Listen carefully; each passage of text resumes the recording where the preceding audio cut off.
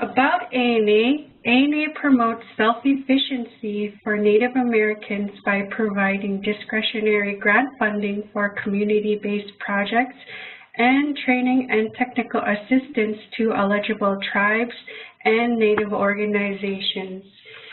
ANA's vision is that Native communities are thriving.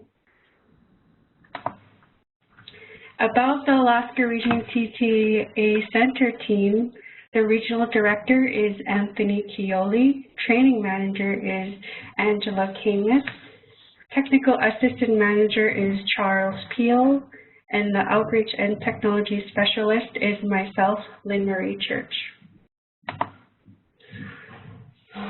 The things that we do here at the Alaska Region TTA Center is that we provide free tools, training, and technical assistance to build local capacity, strengthen collaboration, and develop strong community-based projects and programs that will benefit your community. We have several free resources, which are training, technical assistance, webinars, and useful tools and guides as manuals. So the ANA recent funding opportunities are still available. I provided a link, and the application deadlines are June 22, 2017. And we want to remind all the applicants who are applying this year to take advantage of the free technical assistance, which will be, they will have the opportunity to review their drafts. And if you want more information, go to your regional TTA offices or websites. Upcoming events, we have Eastern Region hosting a webinar on June 22, 3 o'clock Eastern Time, and the topic is Building a Sustainable Native Economics. Today's webinar goal is that we're going to talk about what the Native Act is and its role in leveraging federal tourism and resources and assets to strengthen tribal tourism initiatives and the local tribal economy. And we're going to talk about what federal resources that are available through the federal side, through assets, offices, and programs that tribes might better leverage through greater coordination as required through the Native Act. And we will also talk about ANA's federal financial resources, and we will talk about ANA tourism grantee highlights. And we have listed a slide with different resources if any tribes are interested in tribal tourism and being a part of that great program. Today I'm very excited. Our guest speakers are Ed Hall and Lindsay Tarbell. Ed Hall couldn't be here today because he was attending the IAPW event, which is a big tourism event that a lot of people attend to, and this year it was hosted in DC.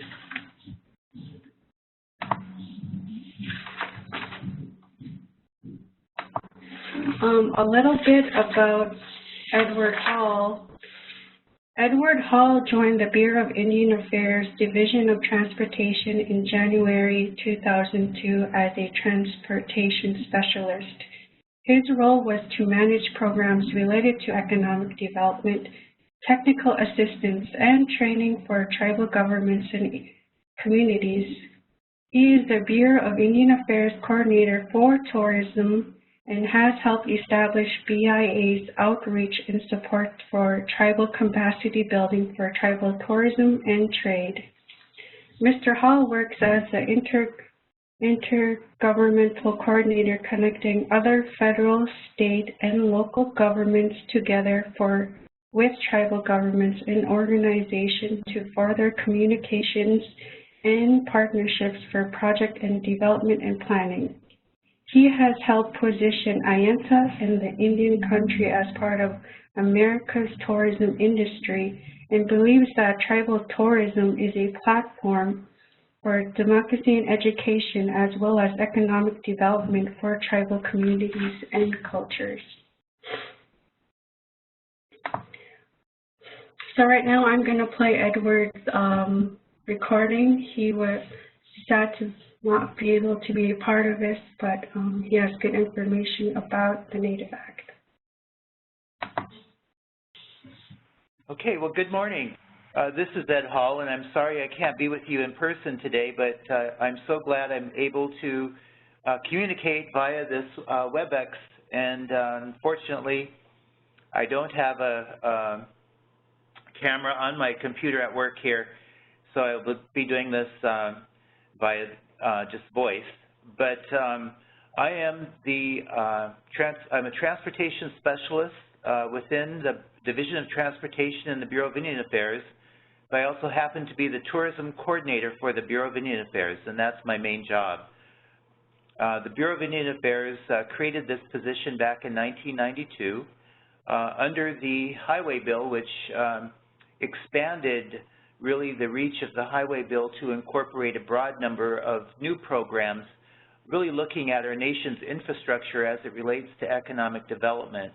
And nothing's more important than that as it relates to tribal economic development. As you know, most of our tribal communities are very rural, and access is a huge issue. So for any economic development to succeed, you really do need to have the basic infrastructure to move people and goods, goods and services. And tourism is a unique industry on many different levels, because what we look at many times in terms of just creating our own quality of life, enhancing what we have for our own community, we have to look at what's available to the general population at home. But tourism creates a whole other segment. So this position was created to really start looking at what is needed in regard to building our tribe's capacity for tourism and economic development as it relates to the infrastructure component. So that's how transportation became involved in this whole arena. And I became the main point of contact then, and now the tourism coordinator for the Bureau of Indian Affairs, doing a broad number of things, including the National Lewis and Clark Bicentennial Commemoration, working on interagency MOUs, which we have with the Western States Tourism Policy Council, which Alaska is a member of. We also have one with the Southeast Tourism Society. We had one with the National Geographic Society, but that has lapsed. We also are the organization that created the American Indian Alaska Native Tourism Association, helped to fund and found them. They're located in Albuquerque, New Mexico. I'm the principal contact for the Bureau and overseeing a cooperative agreement, which we have with, we call it IANTA for short. So the main thing is we worked to establish IANTA to provide technical assistance and training to tribal communities on recreational travel and tourism, which was a mandate under the Highway Bill back in 1992. So IANTA has been helping us. We have an annual conference, the American Indian Tourism Conference, held every September, and we're on our 19th annual conference, which will be held in Green Bay, Wisconsin this September. You can go to AITC2017.com and find information on the conference. One of the most critical things that's happened over the course of time has been the growth of IANTA, the growth of Indian country in this industry, but the realization throughout all of it that,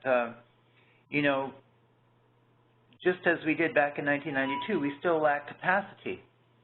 So we worked with Congress, with Senator Schott's office out of Hawaii, Lena Aoki, to work with them as they sought to develop an act called the Native Act.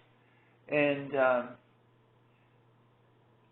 that act is the Native American Tourism and Improving Visitor Experience Act. It's Public Law 114-221. So it took a while to get this act passed, but it was done because really what they saw was the great opportunities that are there for tribal communities and economic development related to tourism, but more importantly, the need of capacity building, you know, and how does the federal government support that? So back in September of 2016, this act was passed by Congress, and it was one of, I think, only 2 acts that really impacted Indian country on a national scale. So, you know, this has been a tough congressional time frame for passing legislation. So to get an act like this passed at that time and to get it done unanimously was quite an accomplishment.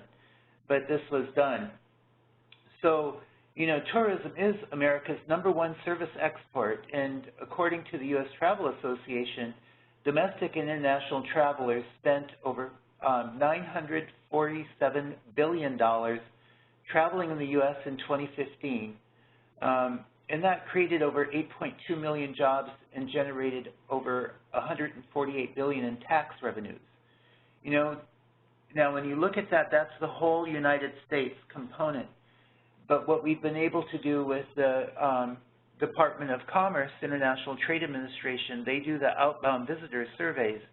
And so what they've been able to do, understanding specifically the international market, is be able to work with us to identify that on average about 5% of the international travelers coming to the United States have a high level of interest and do visit tribal communities.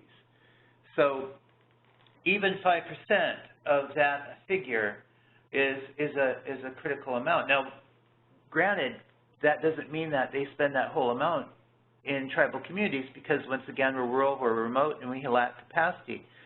So tourism is an industry where, of course, it's not just about people being there, it's about spending money.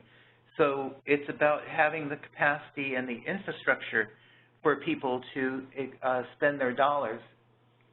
So when you look at 77.5 million international visitors to the U.S. in 2015 and 1.96 million visiting Indian country, you know, if we had the infrastructure in place, the dollars related to that would be exponential.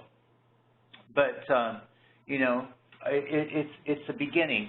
And in surveys, what they found is that visitors who come internationally, once they get beyond the big portals like, you know, the Los Angeles, Las Vegas, New York City, Miami, Chicago, the big things, the top 2 things that they want to see in rural America are national parks and Indian country. So that essentially makes us an asset to this industry and to the U.S. economy.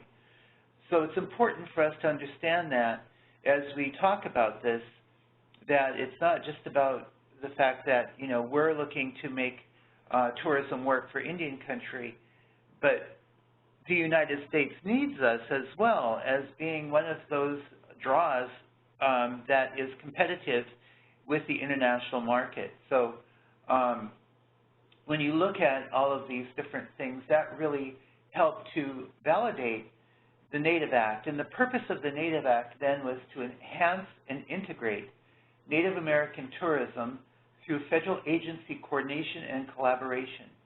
And the bill is intended to facilitate tribal economic development and heritage and cultural tourism by improving tribal self-determination and self-governance and promoting self-sufficiency and sustainability of Native American communities. That's a mouthful. The Act will facilitate an increase in domestic and international visitors to rural and remote Native American communities, provide grants, loans, and technical assistance to Indian tribes and Indian organizations for infrastructure development and tourism capacity, and elevate living standards in Native American communities. That's an amazing purpose for this Act, you know, and so when you look at this, you know, we understand then how tourism and this industry really can help to improve the quality of life in our communities. It's another way of looking at how we position the things that we need to succeed for our communities ourselves, and use tourism as a means of finding the feasibility to invest and to develop that infrastructure. So, you know, when this passed in September of 2016, we were under a different administration, but the White House Council on Native American Affairs looked at this and said, you know, this is something we want to really support and take under our wing, so to speak. And so they established a subcommittee on implementation of the Native Act. And in the Act, it says that the Department of Interior and the Department of Commerce are the lead agencies. So, you know, the Bureau of Indian Affairs being under Interior, and of course the International Trade Administration and most of the tourism focused programs, mainly international, are under the Department of Commerce. So those were de facto the lead agencies, but it didn't mean it was only to those two agencies. Each federal agency is to provide those programs and services that are related or could support tribal tourism and economic development. So this really spreads across all federal agencies. Under the White House Council Subcommittee, we are identifying representatives and have identified key career officials from each agency to support the coordination and implementation of the Act. Right now, we know we don't have a lot of the politicals on board and in place yet, and so that's kind of given us a little bit of pause here. But currently, we have a memorandum of understanding between the Department of Interior and IANTA, the American Indian Alaska Native Tourism Association. So that's in place. So that supports tribal tourism development and coordination. We also supported the establishment, of course, of IANTA to do a broad number of things. And so that cooperative agreement then is going to be used as a conduit for other federal agencies then to provide their resources to Indian country. So the cooperative agreement that we have in place with IANTA is a key piece of the puzzle as well in how we deliver the Act. What we are looking at first, as I said, is to identify not only the key officials, but with them identify the existing programs and resources that can support tribal tourism and capacity building within the federal government, and realize that many of those programs that can do so may not be written specifically to tribes or tribal communities. They may say local governments, rural communities, rural markets, that kind of thing. And so we're going to be working with those different programs to change and tweak the language to make sure that specifically tribes are mentioned, you know, so that if it's delivered by if the program's delivered by the state or the federal government, that tribes are known to be recipients, and that at the same time, if it's a state, you know, delivering that program, they know to make sure that they make this available to tribal communities. It's important then that, you know, we look at this kind of broad spectrum of how to better deliver existing programs before we move forward, and that's what this Act wants the federal government to do, is really identify what's out there now and then be able to do a report to Congress from that to say, okay, this is what we have, this is what we're doing, and these are the things that succeed, but we could do this much more and have this much more progress in Indian country if we had this additional language, these additional dollars, or whatever, but at least we're working from something known. You know, we're not just doing a shot in the dark. And that was a key thing to getting this Act passed in Congress in the first place, because, you know, the Congress was not going to entertain new programs, new dollars. They wanted to know what we could do with existing programs, existing dollars, and that's what we're focusing on right now. So the other important voice, of course, comes from Indian country, from tribal communities. And so, you know, it's important to know what your needs are, how we are able to hear from you, how we're able to coordinate with you. And so we look at IANTA as kind of being that conduit of coordinating the tribal voice on tourism. So that is one of those vehicles. Of course, we also work with the National Congress of American Indians. So there's a number of other tribal organizations. You have AFN, you've got a number of different avenues, but people need to know that tourism is an issue, that it is something that people are looking at. And on a final note, I know that it's a vast, vast industry, but it's a huge opportunity because it's not just about bringing visitors in for their own entertainment to learn about your culture, learn about, who you are as individuals, but it's also a critical thing for us in terms of building our own economic sustainability. And, having that infusion of dollars from the outside many times makes the kind of businesses feasible that we would want for our own quality of life internally, period. So those visitors who come to your community may make that restaurant possible, that mom and pop B&B possible. All of those kind of small micro businesses then can sustain themselves. And then you raise the economic capacity of your community in itself.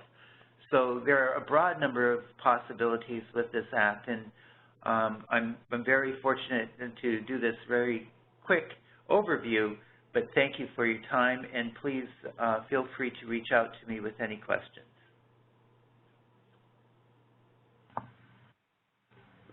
Ed, I did have one question. How does the Native Act play within the Pacific, like Hawaii, Guam, and American Samoa? Does this act include those islands? Yes, because Senator Schatz was the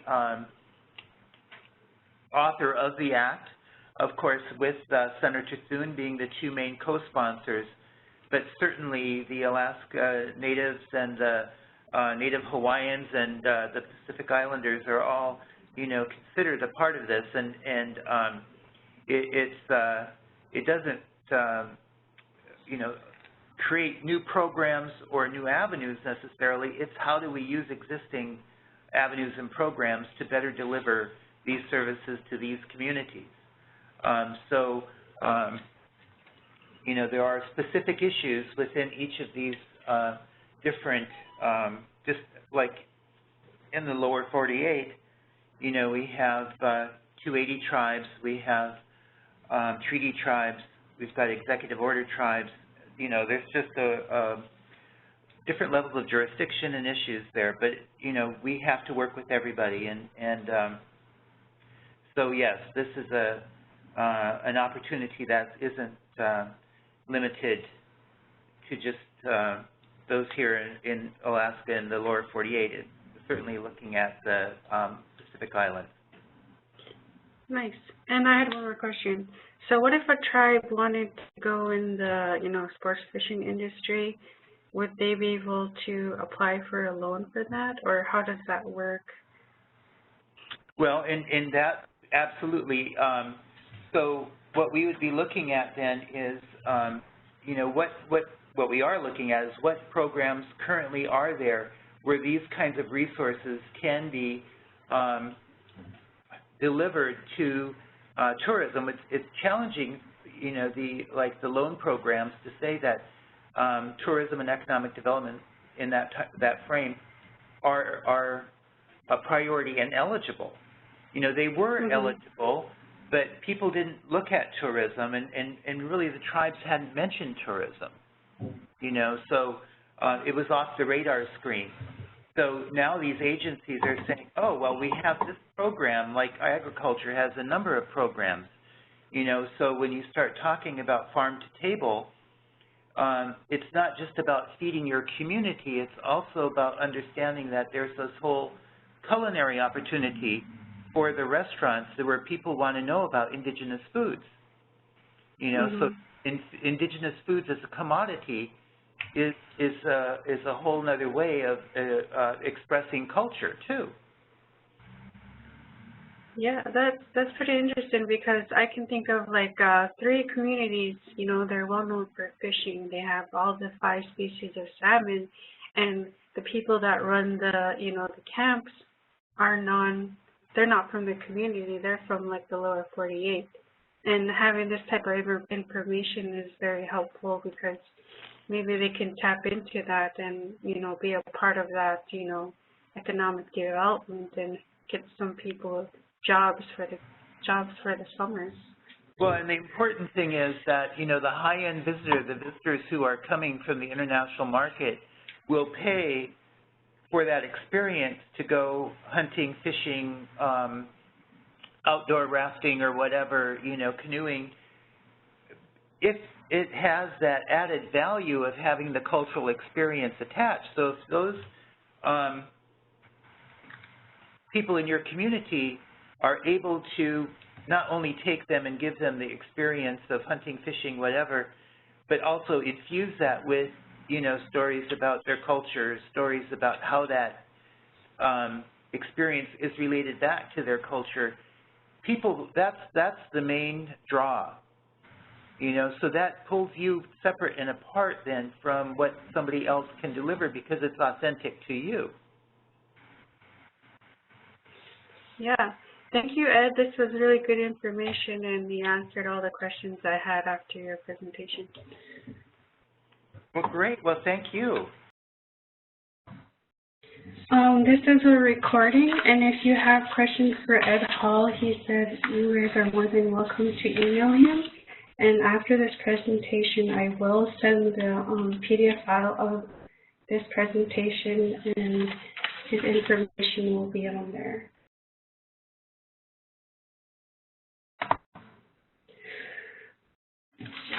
Our next guest speaker is Lindsay Tarbell. I'm excited to introduce her because she is going to talk about her project and her experience with the ANA application process. Lindsay M. Tarbell serves as the Economic Development Planner for St. Rich Mohawk Tribe. She has a Bachelor's of Science degree in Business and Technology Management and an MBA from Clark's University. In 2010, she received the U.S. Small Business Administration Minority Small Business Champion of the Year Award and the Merit Service Organization of the Year Award for her work in economic development. During her time at Clark, she became the first Native American intern at the Diversity Management and Equal Employment Opportunity Office under the U.S. Department of Veterans Affairs, and she also obtained research experience under the mentorship of Mary Grum, Associate Professor for the Clark School of Management, in which Lindsay was the co-author of a Clark's independent study on the importance of employee perspective in conceptualizing HR professional credibility, published in 2006. By a peer-reviewed journal called the Human Resource Management. And I will pass on Lindsay. She could present now. Thank you, Lynn. Can you hear me okay? Yes, we can hear you loud and clear. Okay. So I have 15 minutes, so I'll try to be quick. We received recently last year our first ANA Seeds Award. It's titled Creating Aquaculture and Tourism Industry Businesses and Jobs. What I'm pulling from you is slides from our PowerPoint that our working group puts on that I'm a chair of as part of community engagement. When we present to our community, even the word tourism puts some people off. So I try to explain that this is really a community development initiative, and you'll see that as I present. So I'm also the chair of the tourism working group, and I'll get into that in a little bit. So our community, our reservation is located in both the United States and Canada. We have, it's pretty complicated. I'll try to sum it up. We're located in Ontario, Quebec, New York State. We have different districts in Goanoga, Gananogo, and Justine in the northern and the Canadian portion, and Hogansburg is where I work for our U.S. Native Sovereign Nation, the St. Rich Mohawk Tribe, as Planner for Economic Development and also the Project Director of the ANA Seeds Grant. And we have the same exact government duplicate everything on the Canadian side. They're called the Mohawk Council of Akwesasne. We also have a traditional council of chiefs called the Mohawk Nation Council of Chiefs that we consult with and update. And then there's other religions, multiple religions in the community. So we're pretty, our tagline when we do our marketing and branding, we want to say Akwesasne, it's complicated, but we are. So the working group was formed because all of these organizations I'm talking with you about, in the past, when I came on with working here, I've worked here for 10 years, everybody's done their own projects. They work separately and not communicating. So the working group is loose, and I think that's why it's successful, is because it's not structured. Really, it's made up of individuals within different organizations, cultural organizations and the government organizations, traditional council organizations, even our Chamber of Commerce. We have that make this up. So we work together to develop our strategic action plan, which I'll get into, our tourism strategic action plan. So the SEEDS grant is a component of many years of work that we've done, core planning and accomplishments to date. And I think for tribes, I'm just trying to think how I can help you with my presentation. In economic development, I'm not working to create tribal general fund revenue dollars like we have a casino. I'm working towards community development. So I work off our community plans, because anything I do, our community is very vocal, and they'll say, you know, why are you choosing to do this? And then I always come back to it, it's because of the plans that were done and gauging what the community wants. So based off from 2008 when I came on, we did a comprehensive community development plan. In the economic section, in goal 2 or 4, the community stated there's already over 500 respondents that they were interested in cultural tourism. So that's how I began my work. I developed the Akwesasne Artisan Survey to get feedback from our artisan community from that. We created a business directory that we do annually in conjunction with the Canadian government, Mohawk Council of Akwesasne. We developed a cultural tourism strategy to begin with called Sharing the Spirit. Then we formed a working group that I'm chair of. Mohawk Council of Akwesasne created a cultural information outlet that they share with external organizations and for the community called Cultural Portrait, which we study. We have a part of our working group, they did a leakage study for the amount of money, millions of dollars that flow out of our community to show where the needs are. Then I first developed the Cultural Tourism Strategic Plan with a local grant through the New York Workforce Development Institute. And that's how we started. That was the initial beginning. And then you'll see what's highlighted is the Akwesasne Tourism Strategic Action Plan that we did.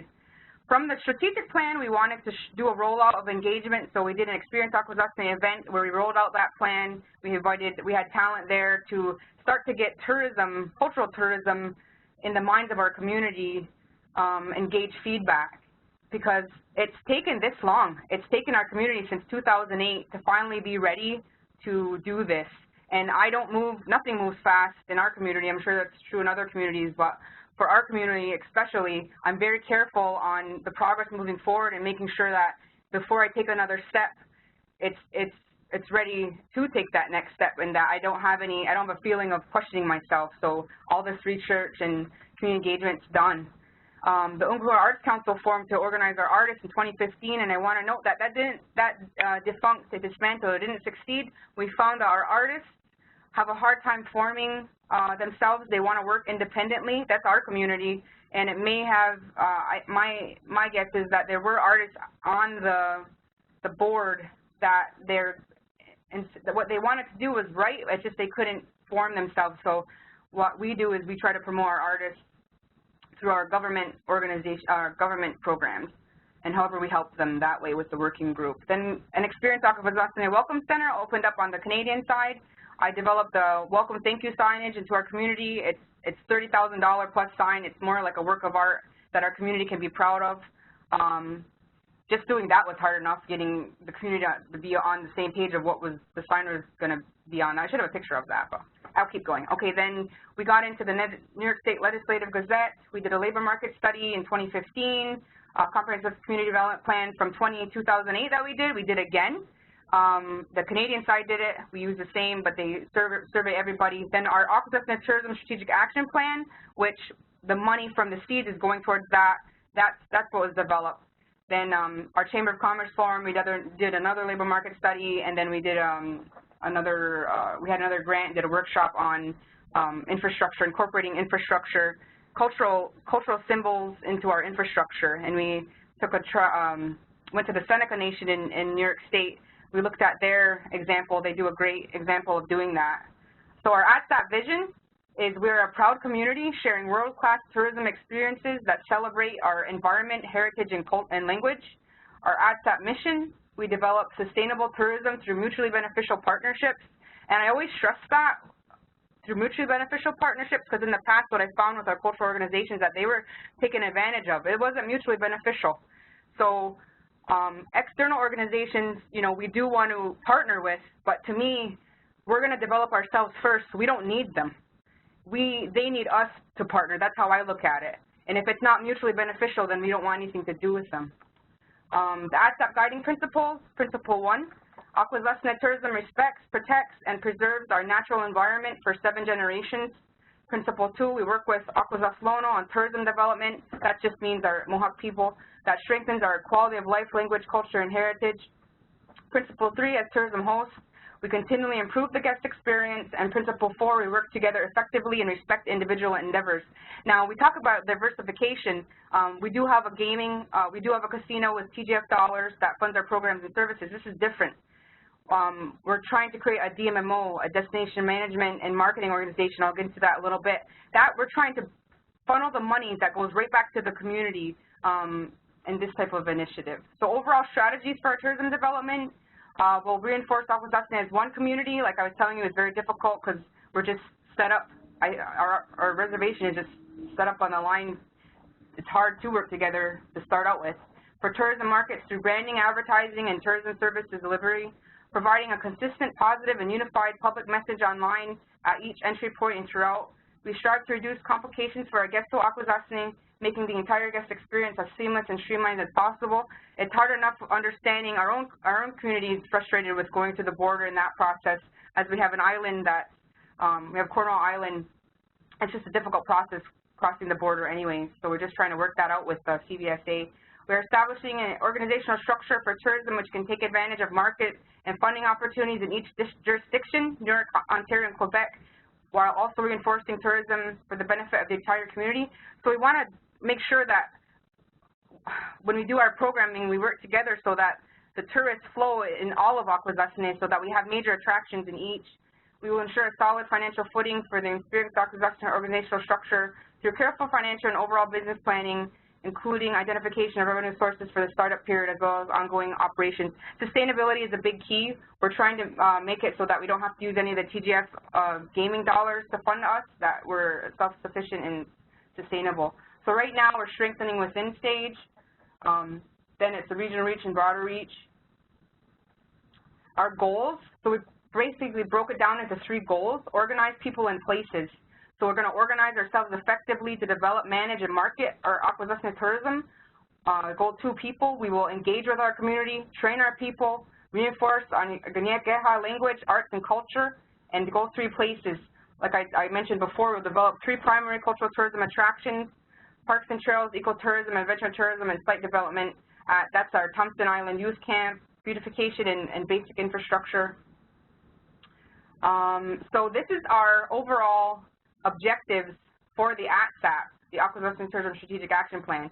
That Anna Seeds grant only hits goal 1 and 2. Goal 3 is not funded. I found that that's how it's $2 million over 5 years, and it's heavy in consulting because that's what's needed to have a strong structure moving forward. So like I said, it's $2 million over 5 years. It's 3 positions. I'm the project director. We have a tourism industry development manager, a tourism business incubator manager, and an Akwesasne Heritage Complex project developer. That's Penny Peters, Latoya Work, and Gary McDonald. So objective 1.1. So what's highlighted not in black is what it covers, is what the ANA Seeds grant covers. So we're going to be doing a business plan. That's step 1. We want to create a destination management and marketing organization. So what that is, I wonder if just a second. Okay. So we have to do a business plan to create that because that's our basic structure for when money's involved. And for us, it's difficult because we have to decide how we want to do this. Are we going to have 2 offices, one in each U.S. and Canada? That's going to take some creating possibly MOUs and TCRs for, you know, between our councils, but we're working on it. Oversee the effective implementation of this plan. The tourism group does that. We had to apply for another grant that this didn't cover it, but we have to do a marketing and branding plan. So it's funding from U.S. EDA. It's an LTAP grant. We don't have official awarding yet. We're still waiting to hear about it, but we applied for it because it's not included in the NSC's grant. We have to undertake group tour development projects to assist, to test that, to start with existing market-ready products. The next objective is that the tribe and NCA, that's U.S. and Canadian governments, will try to pursue parallel business incubator support projects. So that's part of the ANAC's grant, is a tourism business incubator to assist these tourism businesses to be successful. Start to develop internal policies that's very difficult here, quality control guidelines, licenses, addressing external government regulations. I'll try to wrap it up. Okay, so we are beginning, we're doing our community tourism engagement process. This is part of the slides that we present to our community. We present quarterly, general, and then we go to each community group. I've presented this about 30 times, and we just have to consistently do that. We have a radio station will be on that, and we have a newsletter from our government that we'll be on too. We have to create a tourism interpretive plan. So what I've been learning about this as I go, as we're just getting started, is that tourists can only digest maybe 5 different themes, and those themes have to be decided about by your community of what you want to share. And then each theme has subsets. I'm not too sure. We're just starting to put our RFP out. We're putting that out right now. But like sports, art, history, there's different types of themes. And then off that tourism interpretive plan, that's what how we're going to be running things and working with our working group to instill the same themes. Then after the interpretive plan done, we're going to be creating guidelines. Then we have to develop a human resource strategy for our people. We also are doing a welcome center site. We have to develop, that's part of our sustainable development planning in the future, to have a full welcome center on the southern side. Let's see, places. So we want to have 3 primary cultural tourism attractions.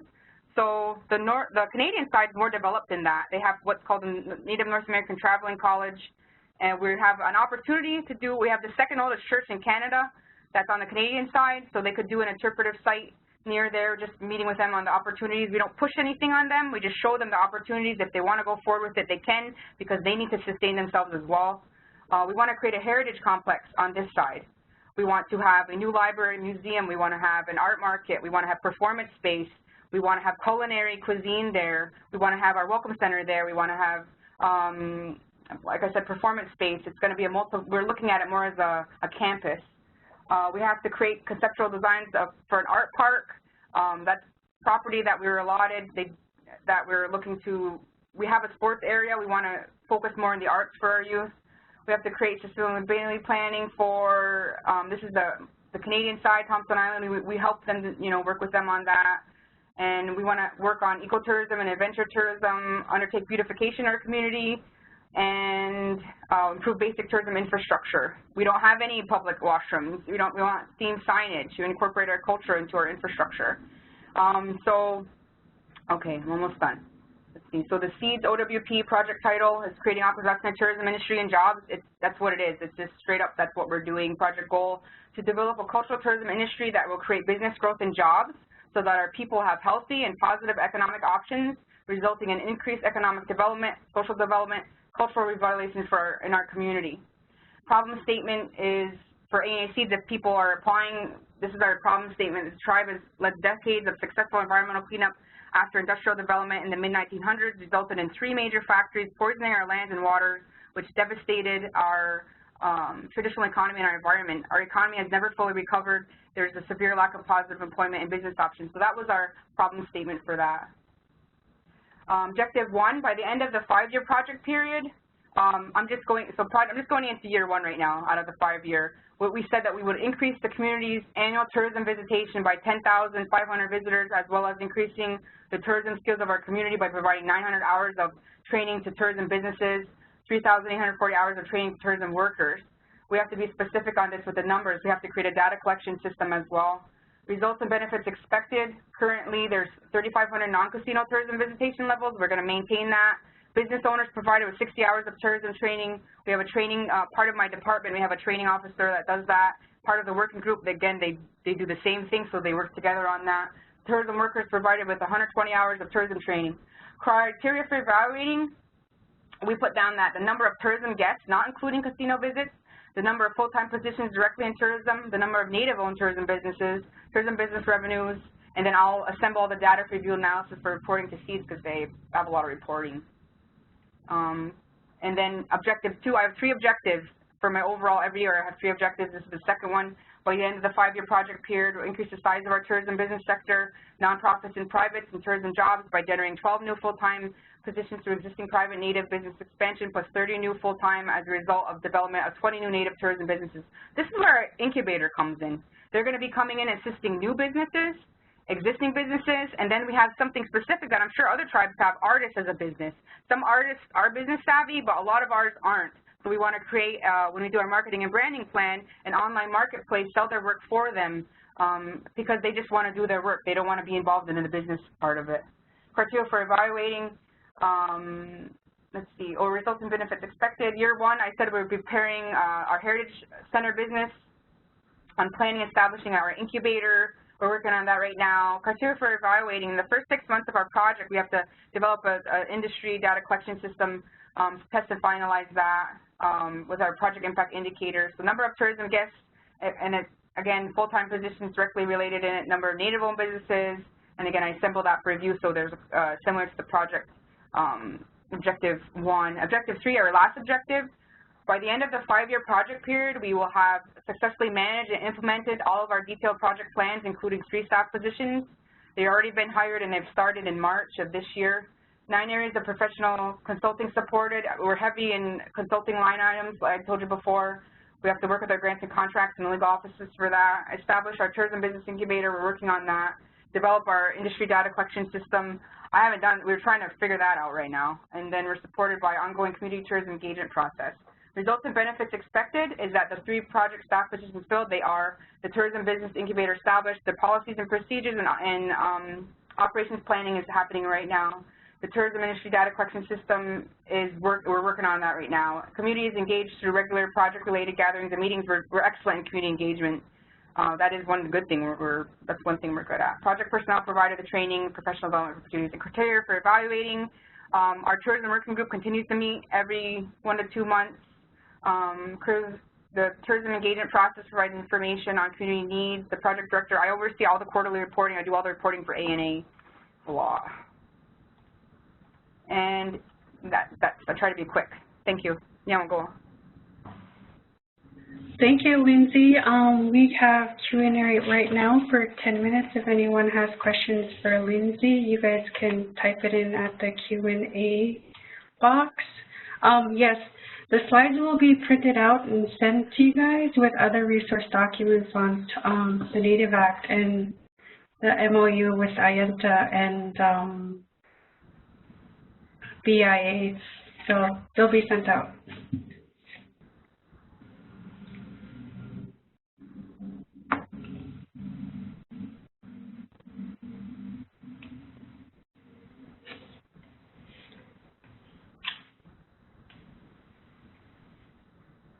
There's one question for you, Lindsay. Did you have an existing tourism department with your tribe? No, we don't. Right now, the SEEDS grant, SEEDS grant pretty much is, we're calling, 3 staff, we're calling this project our tourism office. It's under our economic development department. That's part of our goal is to have a tourism department, but right now we're just an office. Okay. There's another question for you. How long did it take to plan and write your ANA grant for this? It's extremely comprehensive and the great work you're doing for your community. We worked with, thank you. It took probably about 4 4 months, then working with my director, and we worked with the Eastern Regional Technical Assistant. Lynn, is that what you are for Alaska? The same thing as they are for us? We're the Alaska Region TTA Center, so we're the TTA Center for ANA. Yeah, so that's I would work with Lynn on that. Like, that's who I worked with Dawn David from the Eastern Region. She's great.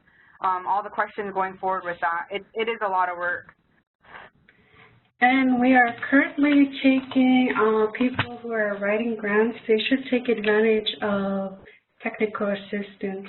So basically, you can go to your region's website and request technical assistance because it will help applicants, you know, get stronger points on how you can better your application before submitting.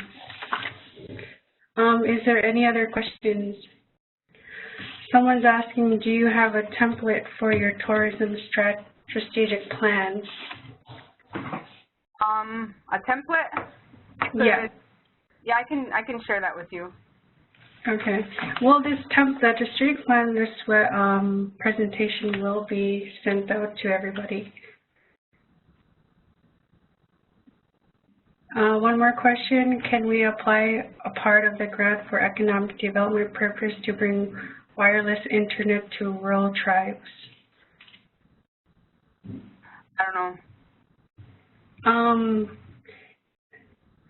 That might be another question we can ask. I don't have an answer for that.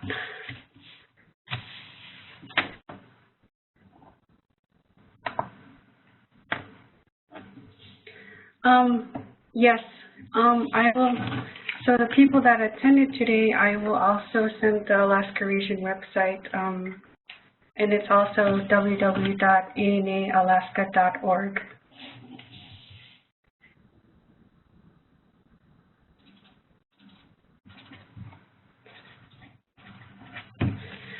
Is there any more questions?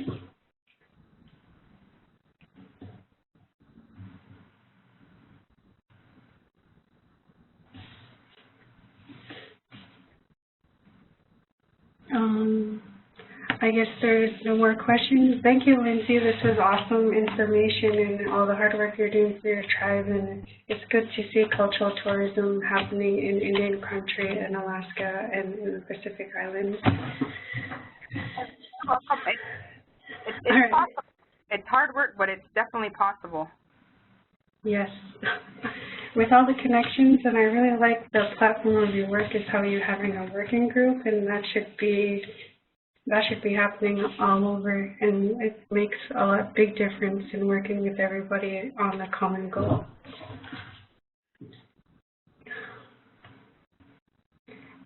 Due to time, I did have project profiles, but this will be available to you guys. ANA does fund different tourism projects. It's not necessarily a part of the Native Act, but, you know, it's cultural tourism and tourism that are happening in their tribes and their communities. And I've added the contact information for each of the profiles.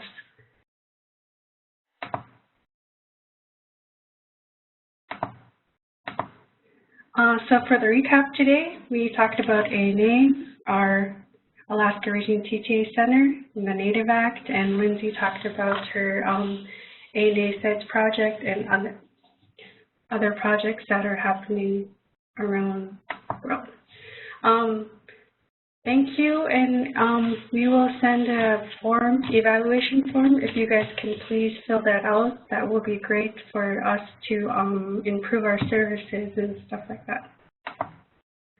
3-Star and ANA would like to thank you for participating in today's webinar.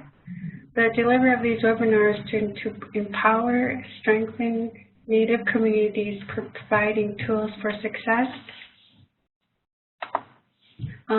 Here are some other resources people can use if they're interested in tourism. Guyana, everybody, thank you for participating in today's webinar, and I will be sending out the presentation and other resource documents after this presentation. Thank you, Guyana.